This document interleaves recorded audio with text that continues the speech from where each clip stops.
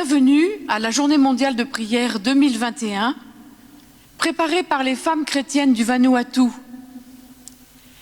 Nous accueillons nos sœurs et frères du monde entier au nom du Père, du Fils et du Saint-Esprit.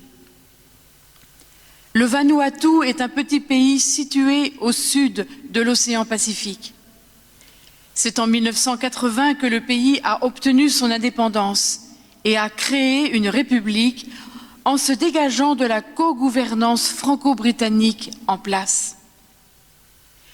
Actuellement, le Vanuatu fait fièrement flotter son drapeau et ses armoiries sur lesquelles on peut lire sa devise « Dieu est notre guide ».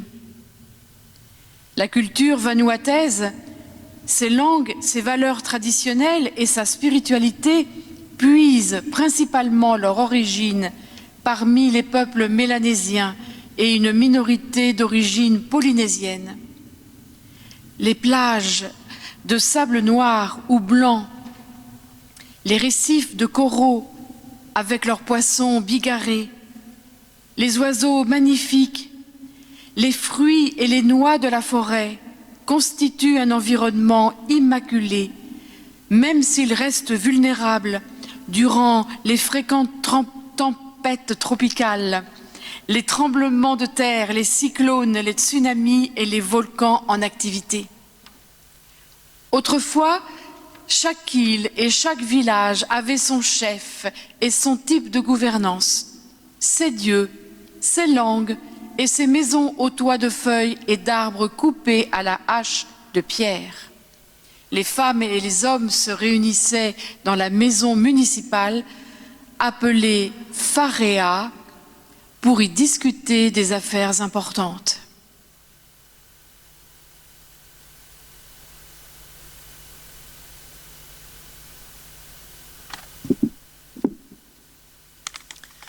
Louons Dieu avec les premiers versets du psaume 127. Si le Seigneur ne bâtit la maison, ses bâtisseurs travaillent pour rien. Si le Seigneur ne garde la ville, la garde veille pour rien. Heureux celles et ceux qui ont confiance en Dieu, le bâtisseur des maisons. Nous sommes appelés à y participer. Amen. Nous remercions Dieu pour les grandes choses qu'il a accomplies. Saint, Saint, Saint, Dieu créateur des cieux et de la terre et de tout ce qui s'y trouve. Tu es présent dans l'histoire de ton peuple d'hier à aujourd'hui. Dieu d'amour, guide du Vanuatu, nous t'adorons. Merci pour l'amitié qui règne entre nous et les sœurs et les frères du monde entier, rassemblés dans la journée mondiale de prière. Merci pour les immenses sources d'émerveillement dans nos vies et parmi nos nations. Tu nous accordes autorité, sagesse, connaissance et intelligence pour que nous prenions soin de toutes nos îles et contrées si belles. Merci pour les terres fertiles, l'air pur, l'environnement propre, le soleil magnifique, la mer indigo et les eaux calmes des îles du Vanuatu. Merci pour la douce mélodie des oiseaux, l'appel des animaux terrestres et le mystère des poissons de mer et de rivière. Merci pour l'eau des cascades qui ruisselle et affirme paisiblement ta grandeur et ta puissance. Merci pour la voix des enfants qui chantent, rient et crient. Merci pour les prières et les chants des jeunes et des vieux. Toutes et tous manifestent la joie de ton amour. Louange, gloire et honneur à toi seul pour toujours. Dieu qui donne la vie, reçoit nos prières. Louange, gloire et honneur à toi seul pour toujours. Dieu qui donne la vie, reçoit nos prières.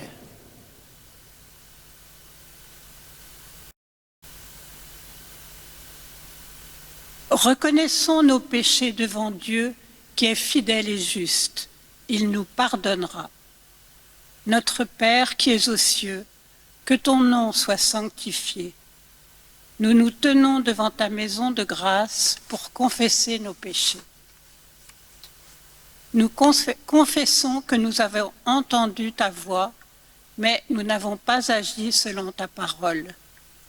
Nous faisons souvent ce que nous ne devrions pas faire et nous laissons de côté ce que nous devrions faire. Dans nos foyers et nos pays, nous faisons face à l'adversité et aux difficultés. Nous tentons de construire nos maisons sur ce que nous pensons être les paroles de Jésus-Christ, alors que nous construisons sur le sable. Nous voulons être transformés. Rends-nous capables de faire ce qui est juste et légitime. Dieu créateur, nous confessons que nous avons pollué l'environnement et fait du tort au monde marin en y jetant nos poubelles. Nous compromettons sa survie et détruisons des sources durables de nourriture. Nous savons que nous pouvons renverser la situation. Nous confessons, nous regrettons et nous nous engageons à être de bonnes et bons gestionnaires de ta création. Amen. Ainsi prient les sœurs du Vanuatu. Nous nous unissons à leurs prières. Seigneur Dieu, entends nos prières.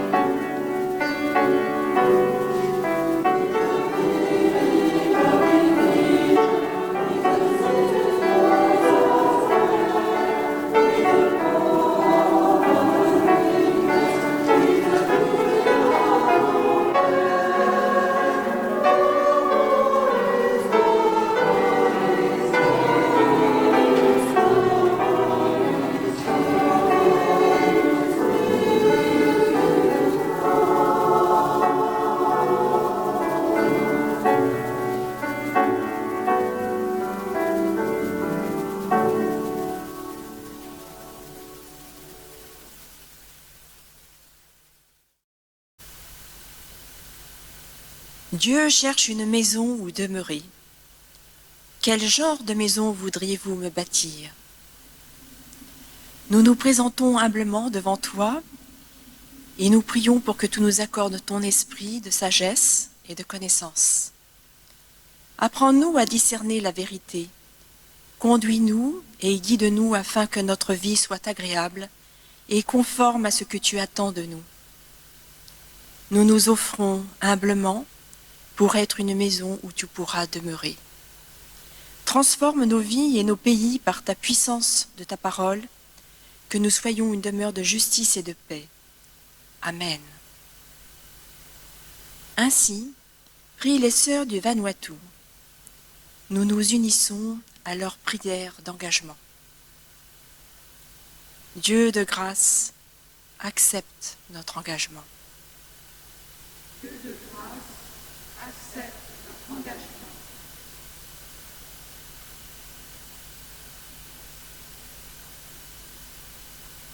Écoutons maintenant des témoignages transmis par les femmes du Vanuatu.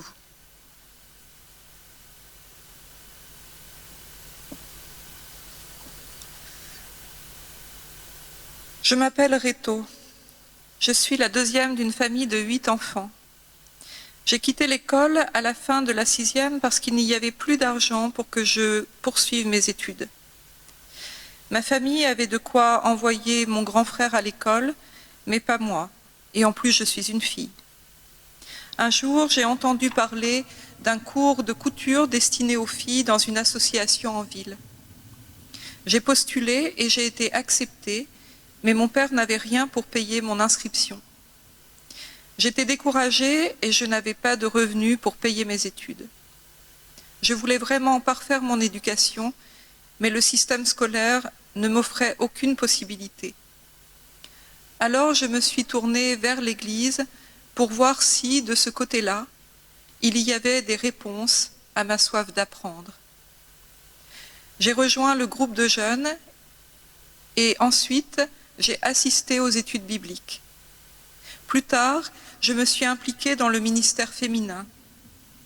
Par mon entêtement et ma foi en Dieu, j'ai trouvé moyen de me former et d'acquérir des compétences pour gagner ma vie et subvenir aux besoins de ma famille. Maintenant, je confectionne des objets que je vends sur les marchés des mamans. C'est là que d'autres femmes, comme moi, sans beaucoup d'instruction, peuvent gagner leur vie grâce aux nouvelles compétences acquises. Je m'occupe de la famille que Dieu m'a donnée. Mon mari et moi avons 3 enfants. Je loue Dieu pour les bénédictions dont ma vie est remplie. Je remercie Dieu d'être la source de ma force et de me soutenir quand je mets en pratique ce que j'ai appris. J'ai grandi en force et en sagesse dans le Seigneur.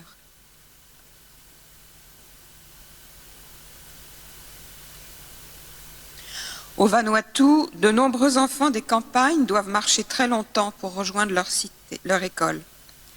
Certains doivent même quitter très jeunes leur famille pour aller en pension. L'instruction n'est pas obligatoire. L'égalité d'accès à l'école pour les garçons et pour les filles est en train de se développer. Le système scolaire utilise soit le français, soit l'anglais. Le Biché-Lamar ou Bislasma est la langue de communication qui permet de surmonter les barrières linguistiques en ville. Les habitants des campagnes ont aussi leur propre langue.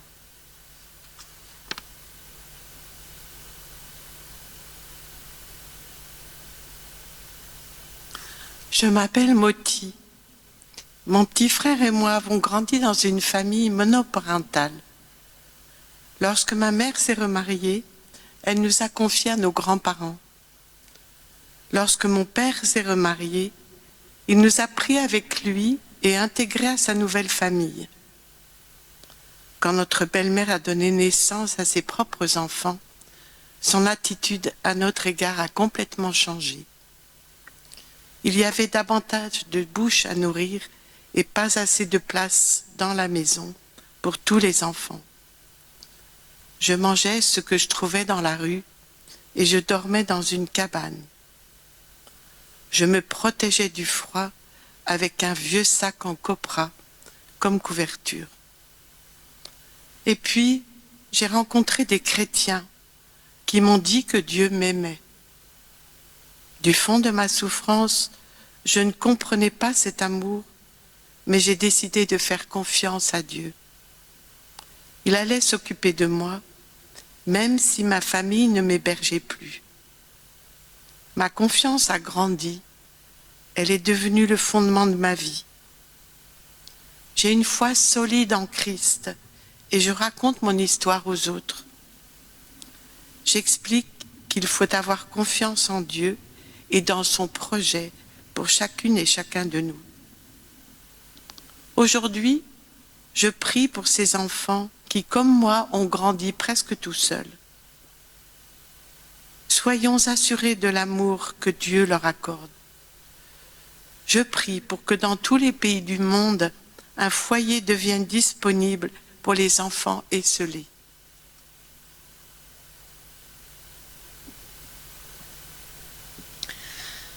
La croissance de la population au Vanuatu est l'une des plus élevées d'Océanie. La malnutrition fait des ravages, en ville comme dans les campagnes. Bien que les potagers soient traditionnellement bio, l'industrie du lait en poudre et de la malbouffe s'impose peu à peu dans l'aliment des bébés et des enfants.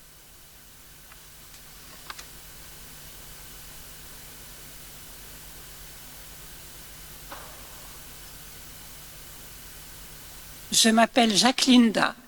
Je viens d'un village à la campagne. Depuis toute petite, je rêve de travailler dans l'industrie du tourisme à Port-Vila. J'y suis allée et j'ai décroché un emploi dans l'industrie hôtelière, mais sans formation, je n'ai pu prétendre au travail dont je rêvais. Comme je n'ai pas de famille en ville, je suis obligée de vivre en banlieue. Je ne gagne pas suffisamment pour me loger et me nourrir dignement, ni pour retourner dans mon village. Je sais que ceci n'est pas le plan de Dieu pour moi, mais que dois-je faire?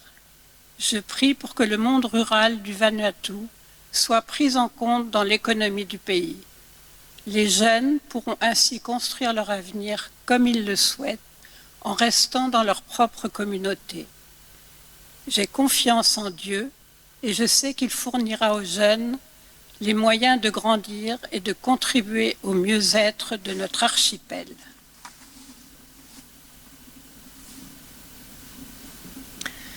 « 75% de la population vit à la campagne sans grande possibilité d'emploi. Les jeunes émigrent alors vers des zones qui offrent des opportunités économiques. Avec leur faible bagage d'instruction et sans les compétences nécessaires, ils ne peuvent accéder à un emploi en ville. Le taux de chômage élevé parmi les jeunes crée une génération qui ne voit aucun avenir pour elle-même, ce qui est une perte énorme pour le pays. Les campagnes ont besoin d'une politique spécifiquement adaptée, avec le développement de programmes pour le mieux-être des ruraux. Les jeunes pourront alors rester dans leur communauté, recevoir une formation et trouver un emploi.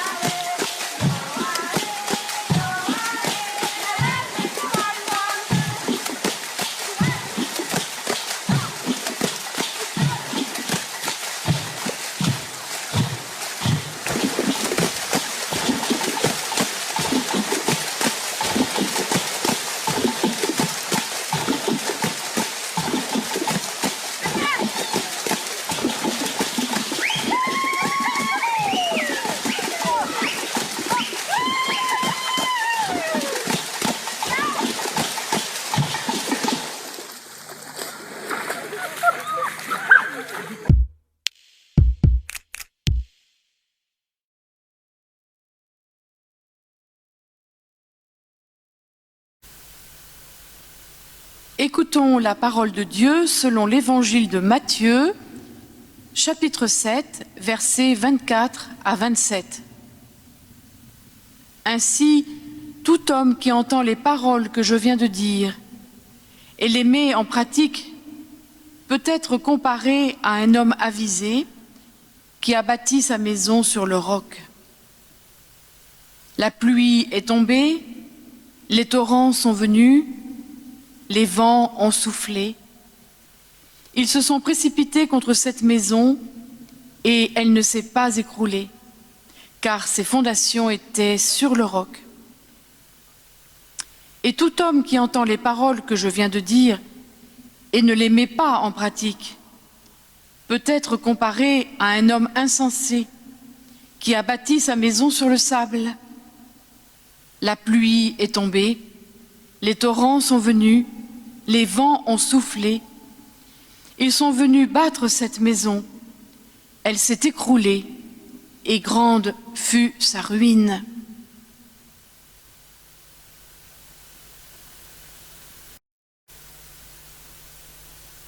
Dans un archipel comme le Vanuatu, construire sa maison sur les plages de sable fin semble très désirable.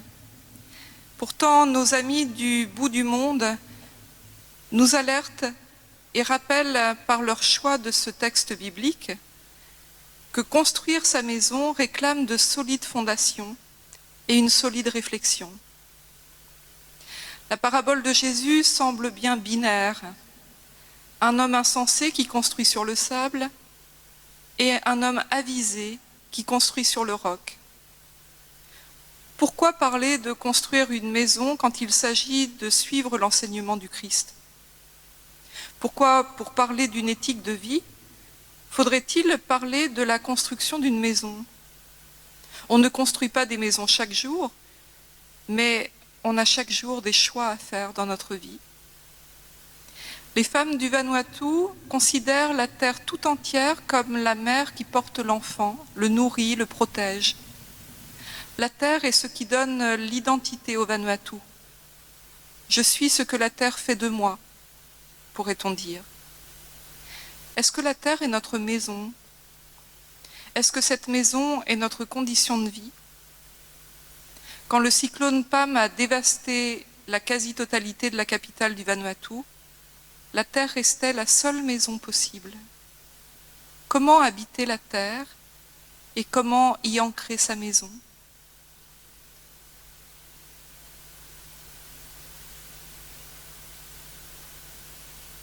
En choisissant ce texte de l'évangile de Matthieu, bâtir sa maison sur le roc, qu'est-ce que les femmes du Vanuatu veulent nous dire? En écoutant ces mots, on a toujours en tête l'image d'une construction solide qui résiste aux tempêtes de la vie comme aux intempéries météorologiques. Lorsque Jésus donne cet exemple de ces deux maisons, il le rattache à l'entrée des hommes dans le royaume des cieux. Et cette entrée se caractérise par faire la volonté de mon Père qui est dans les cieux.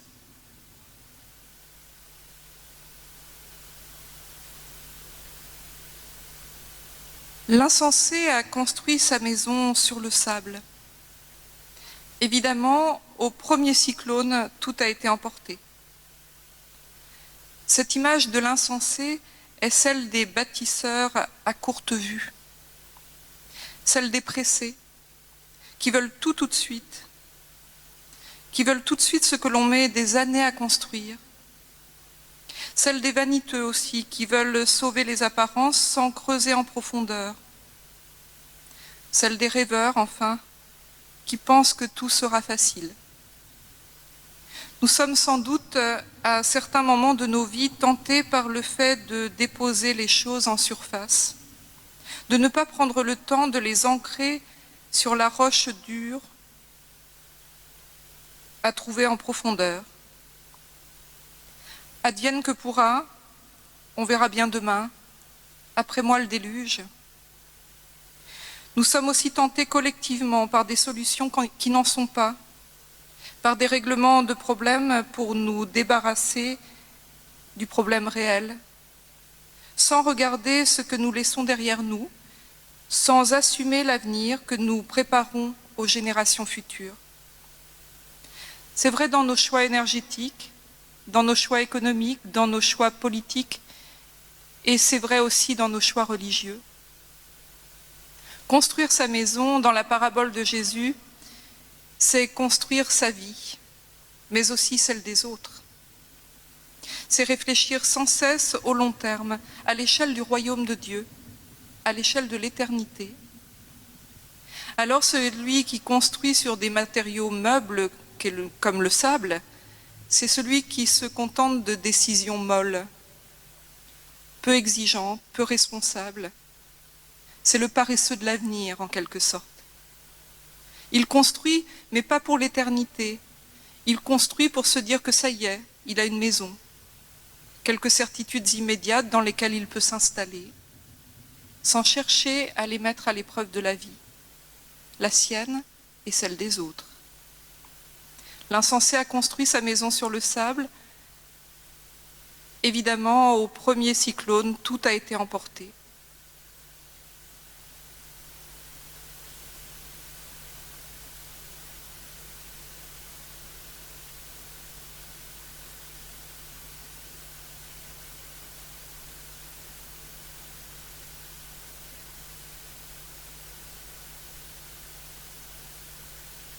Bâtir sa maison sur le roc, c'est faire la volonté de Dieu. Mais quelle est-elle, cette volonté? N'est-elle pas contenue dans les commandements de Dieu donnés à son peuple? D'ailleurs, cette parabole des deux maisons n'arrive-t-elle pas en conclusion d'un long développement de Jésus sur ses commandements, par une pratique radicalement renouvelée? Bâtir sa maison sur le roc, c'est construire sa vie intérieure, son être intérieur sur la volonté de Dieu. Cela rappelle cette prière que Jésus vient d'enseigner à ses disciples. « Notre Père qui es aux cieux, que ta volonté soit faite sur la terre comme au ciel. » On retrouve aussi cette volonté à observer plus tard dans la vie de Jésus, au seuil de son arrestation. Que ta volonté soit faite, et non la mienne, celle que seul le Christ peut suivre jusqu'au bout.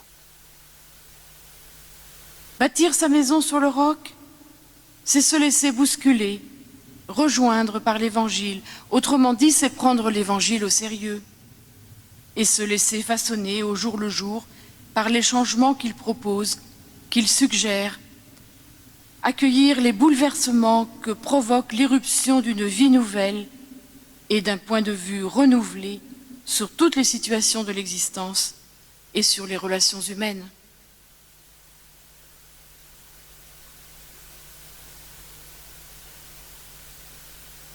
La visée, lui, a construit sur le roc. Il a fallu creuser jusqu'à trouver ce rocher solide et sûr. Dans d'autres contrées lointaines, en Arabie, j'ai vu des maisons de terre cuite construites sur des rochers. Et malgré le temps et les intempéries, elles tenaient bon, accrochées à leurs rochers. Elles semblaient éternelles. À quoi accrochons-nous nos vies? Semble nous demander Jésus avec sa comparaison des deux maisons. Quelle exigence de choix sommes-nous prêts à mettre en œuvre dans nos vies pour que celles-ci traversent les tempêtes, résistent à l'éruption du volcan, émergent de la montée des eaux? Construire sa maison sur le roc, c'est la construire pour demain, pour ceux qui en hériteront, pour ceux qui en auront besoin après nous. Construire sa maison sur le roc, c'est faire sa part dans la construction du royaume que Dieu promet aux hommes. Où trouver refuge si tout est dévasté, si personne n'avait prévu? Où trouver le salut si notre foi en l'avenir n'est pas fondée sur l'exigence? L'avisé n'est pas plus rusé que l'insensé, mais il est plus généreux avec le monde. Il a compris que son action a des répercussions sur la vie des autres et il souhaite que ces répercussions soient bonnes, ou du moins les moins mauvaises possibles. La visée de la parabole est le courageux de l'avenir. Il a du courage pour ceux qui peineront après lui, comme lui, et de là où il est, par les choix qu'il fait et les actions qu'il pose sur la terre, il leur tend la main pour qu'ils s'arriment à son exigence, son solide roc. Entendre les paroles de Jésus et les mettre en pratique, c'est être courageux avec lui. C'est saisir la main qu'il nous tend pour nous accrocher à la solidité de son enseignement. Si ces paroles sont vivantes dans nos vies, si elles déclenchent en nous des actions à l'échelle de la vie éternelle, alors il ne peut rien nous arriver de grave. Notre vie aura un sens.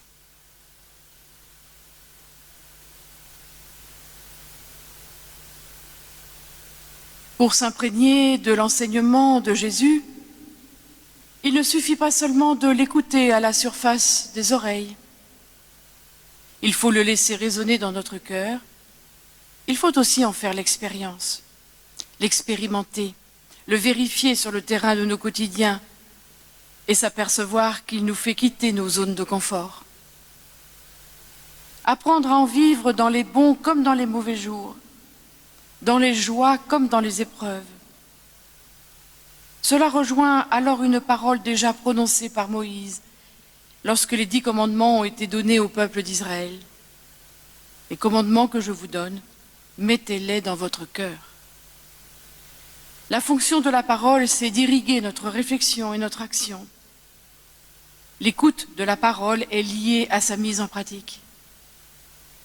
Et c'est souvent sa mise en pratique qui vient chambouler nos existences, provoquer des tempêtes imprévues, des remises en question parfois radicales, provoquer de nouveaux départs.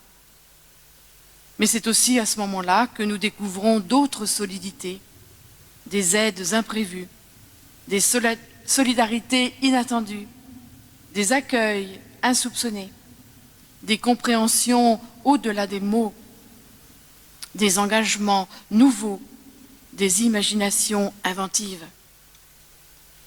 Nous n'agissons plus pour que la parole nous rejoigne, mais parce que la parole nous a rejoints, alors nous pouvons agir en toute confiance et en toute liberté. C'est peut-être cela, ce que la Journée mondiale de prière nous enseigne depuis son existence.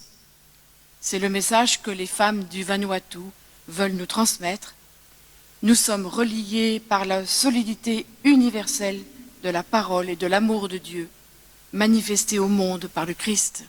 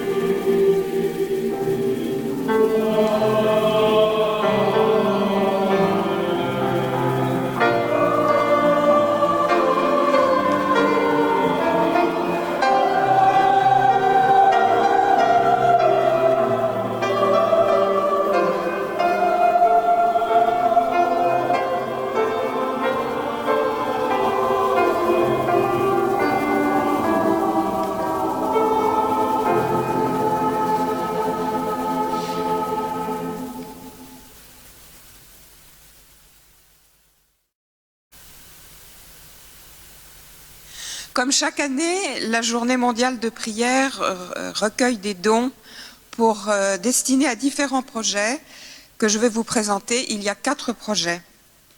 Le projet numéro 1 s'appelle Food for Life de l'association ADRA, qui est l'Église adventiste. Accompagnement au lancement d'une activité génératrice de revenus.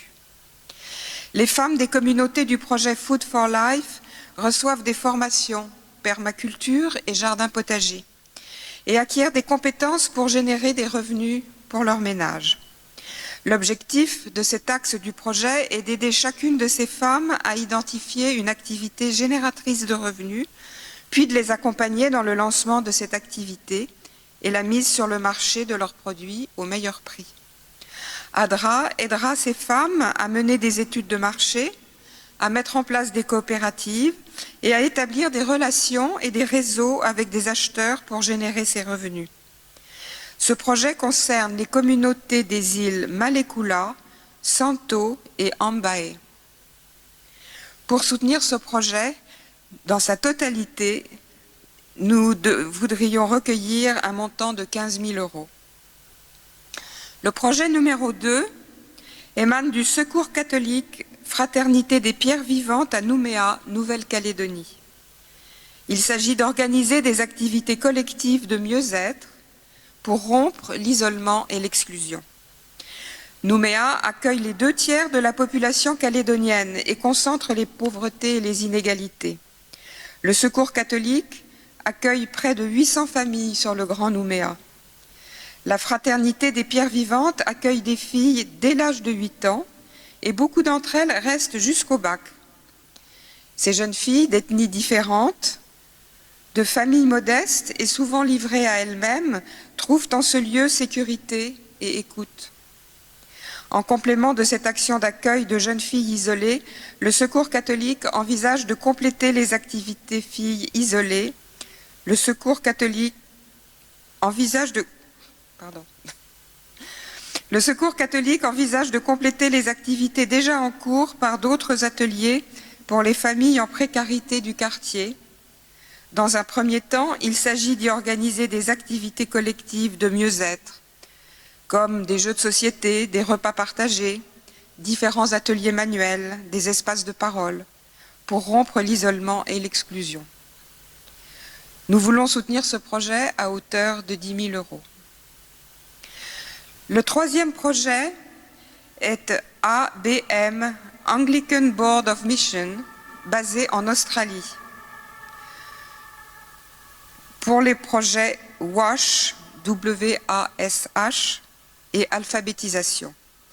Pour la première fois dans son travail avec l'Église anglicane de Mélanésie à Vanuatu, dont l'acronyme est ACOM, ABM intègre le projet Eau, Hygiène et Assaisissement, qui est WASH, avec le programme d'alphabétisation Langue et Calcul.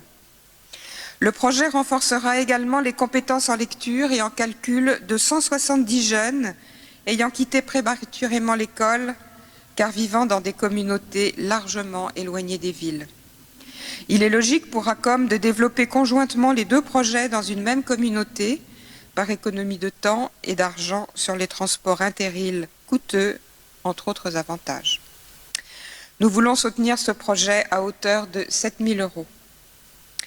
Le dernier projet, le projet numéro 4, vient de l'Armée du Salut, aide aux Bahamas après le passage dévastateur de l'ouragan Dorian en juillet 2019. Il s'agit d'aider à la scolarité des enfants, d'aider à l'achat d'ordinateurs pour le centre d'apprentissage communautaire. Il s'agit d'un programme parascolaire pour les enfants de 5 à 12 ans pour les aider dans leurs devoirs, leur apporter des conseils et des encouragements pour leur propre bien-être scolaire, ainsi que d'aider à l'achat d'uniformes obligatoires pour être scolarisés. Il s'agit d'aider les familles dont les moyens de subsistance ont été détruits par l'ouragan Dorian à acheter un uniforme à leurs enfants pour la nouvelle année scolaire en septembre 2020. Le coût d'un uniforme est d'environ 90 €. Nous voulons soutenir ce projet à hauteur de 7 000 €. Vous pouvez envoyer vos dons à l'adresse qui s'affiche à l'écran. Merci d'avance.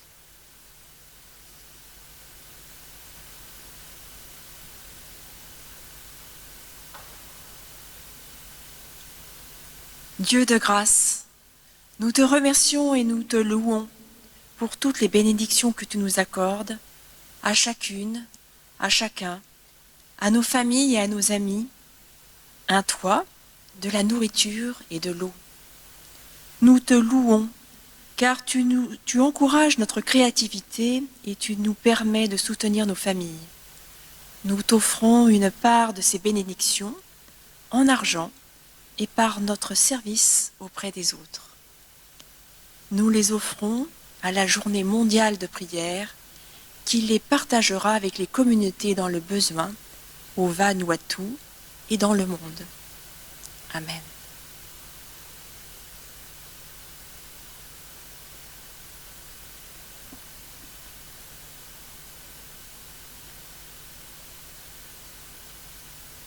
Avec nos sœurs et frères du Vanuatu et du monde entier, soyons unis dans la prière.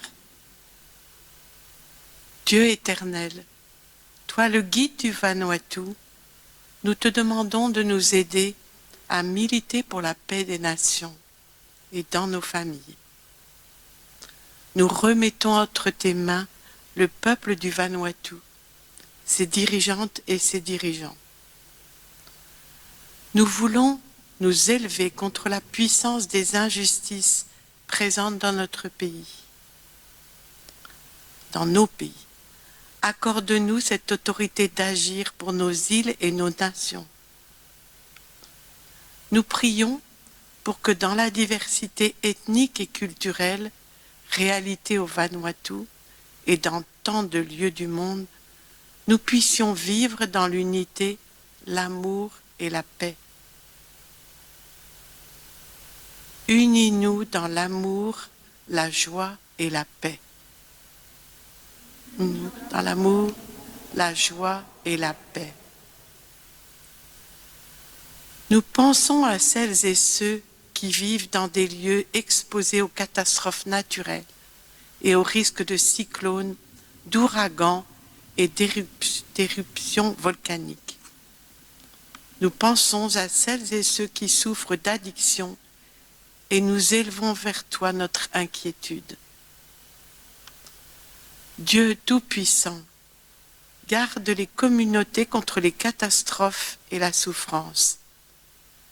Guéris l'âme de chacune, de chacun, et que toutes et tous ressentent ton amour.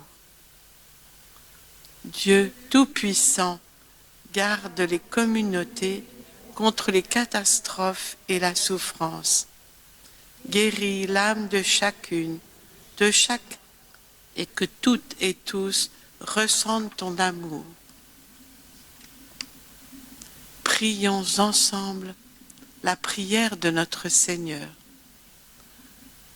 Notre Père, qui es aux cieux, que ton nom soit sanctifié, que ton règne vienne, que ta volonté soit faite sur la terre comme au ciel. Donne-nous aujourd'hui notre pain de ce jour. Pardonne-nous nos offenses, comme nous pardonnons aussi à ceux qui nous ont offensés. Donne-nous entrer en tentation, mais délivre-nous du mal, car c'est à toi qu'appartiennent le règne, la puissance et la gloire pour les siècles des siècles. Amen.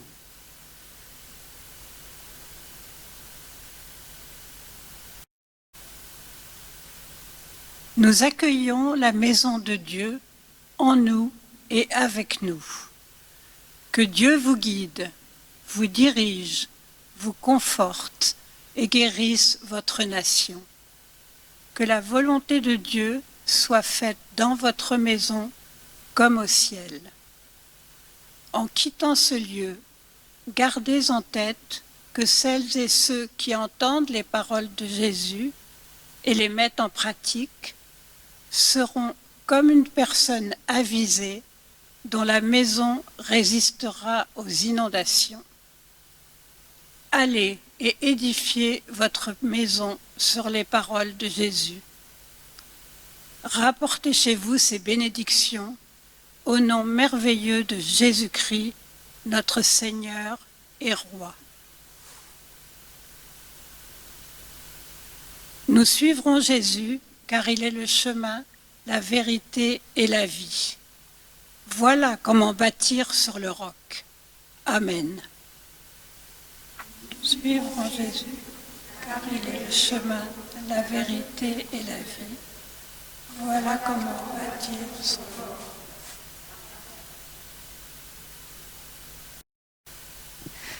Voilà, cette cérémonie est terminée. Nous avons partagé avec vous, les femmes du Vanuatu, qui nous avez envoyé vos textes, vos prières, et qui nous avez fait connaître votre pays. Nous avons partagé ensemble un moment de notre vie. Donc nous vous adressons, au nom du groupe qui s'est réuni à l'Oratoire du Louvre à Paris, toute notre amitié, tout le courage nécessaire pour venir à bout de toutes ces difficultés que vous nous avez présentées, mais aussi tous nos remerciements pour toutes les bénédictions que vous avez partagées avec nous. À bientôt. Au revoir. Au revoir.